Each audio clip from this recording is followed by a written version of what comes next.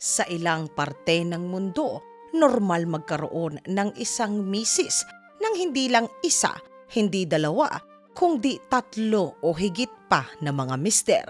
Ikukwento ko sa inyo ang tradisyon na tinatawag na ang polyandry. Sa relihiyon na kinalakihan ko, isa sa utos ay huwag kang makikiapid sa asawa ng iba.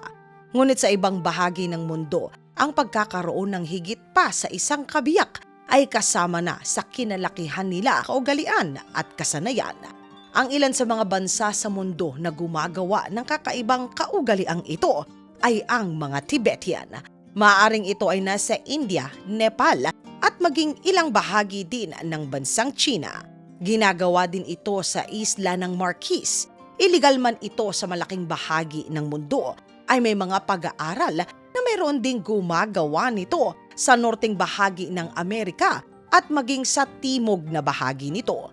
Ayon sa tala na tanging 1.1% lamang ng populasyon sa buong mundo ang kinikilala ang ganitong kaugalian. Kung napapaisip kayo, mga katinagalog ko, kung sino namang mister ang papayag sa ganitong klase ng sistema, ito naman ang isinasagot ng mga katulad nila. Sa mga mahihirap at mga tagong lugar, katulad ng bundok sa Himalayas, napakaliit ng lupa na maaaring pagtaniman upang maging kabuhayan. Kaya naman kaysa hatiin sa lahat ng mga lalaking anak ang mga lupain at maghirap ang buong pamilya nila, mas maigi na lamang na hindi na ito ang paghahati-hatian, kundi ang mga magkakapatid na lalaki ay magsasalo na lamang sa iisang misis. Walang kailangan paghatian, walang kailangan pa na pag-awayan. Ang ganitong sistema ay tinatawag na ang fraternal polyandry. Sa ganitong sistema, ang panganay na anak na lalaki ay ipipili ng magulang nito ng misis na kanyang mapapangasawa. Sa kasalang ito, kasama na ang lalaki pa na mga nakababatang kapatid niya. Ito ay ituturing na mister din ng bagong misis niya. Mga katinagalog ko, kung ano ang ginagawa ng kuya ay karapatan din ito ng kanyang mga nakababata na kapatid. Kung ang tatlong lalaki ang nasa pamilya, araw-araw ay pantay na dapat paghatian nila ang kanilang nag-iisa na misis. Kung Lunes si kuya, Martes naman ang nakababata, Miyerkules naman ang bunso, saka mauulit ito depende sa dami ng anak na lalaki ng pamilyang ipinakasal sa iisang misis nila. Pagdating naman sa mga magiging supling, dalawa naman ang kanilang pagtingin depende sa kaugalian ng pamilya na kanyang pinakasalan. Maaaring ituring ng pamilya na lahat ng mga supling sa ganitong sistema ay tanging anak lamang ng pinakamatandang kapatid na lalaki. Ngunit kadalasan sa mga katulad ng mga Tibetan, ang mga anak ng isa ay anak na rin ng lahat ng lalaki sa kanilang pamilya. Pagdating sa gawaing bahay, nakahanda rin ang mga kalalakihang Tibetan na tumulong sa gawaing bahay. Kasama na ang pag-aaruga at pagpapalaki sa kanilang mga supling. Lahat dapat ay pantay-pantay, walang lalabis at wala ring kukulang. Ayon sa mga matatandang Tibetan na sa ganitong klase ng komunidad ay umaasa madalas sa kung gaanong katalino at pasensyoso ang kanilang misis. Dadag nila na dapat pantay-pantay ang pagtrato ng misis sa kanilang magiging mga mister. Kailangang maintindihan niya lahat na ang kanyang mister ay may iba't ibang mga ugali. Iba ang asal ni kuya kay bunso, iba rin ang panganay sa pinakabata na mister.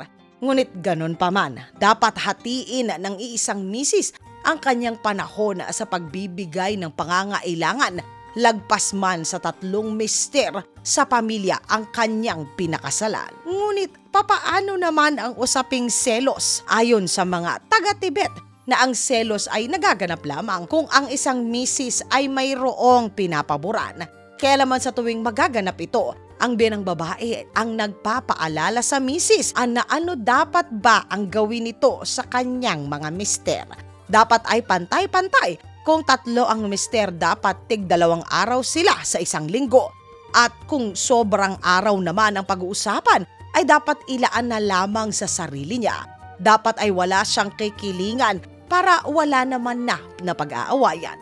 Kung labis pa sa tatlo ang mister ng pamilya, ng kanyang pinakasalan, isang araw lamang bawat isa. Kung may sobrang araw, ito ay dapat ilaan para mapag-isa. Isa pa sa magandang sistemang ito ayon sa mga Tibetian, mga katinagalog ko, ay ang nagsisilbi ito bilang ang kanilang family planning. Ito nga naman ay kahit nga ilan ang mister ng isang misis, hindi siya sabay-sabay na mabubuntis. Kaya naman hindi rin masyadong lalaki ang populasyon ng pamilya at hindi na sila masyadong mahihirapan pa. Ang kakaiba mga katinagalog ko sa sistemang ito, madalas na matagumpay ang mga Tibetan. Sa ganitong klase ng pag-aasawa, maayos at tahimik ang komunidad nila. Wala po itong kinalaman mga katinagalog ko sa relihiyon o sa kahit ano pang paniniwala. Ito po ay mas nakatuon sa praktikalidad at kanilang tradisyon. Kung kayo po mga katinagalog ko ang tatanungin, kakayanin po ba ninyo ang ganitong kaugalian? Isulat po ang inyong saloobin sa comment section sa ilalim. Excited po ako na ang isang to ay aking basahin. Mga katinagalog ko, maraming salamat po sa pagsama ninyo sa segment natin sa araw na ito.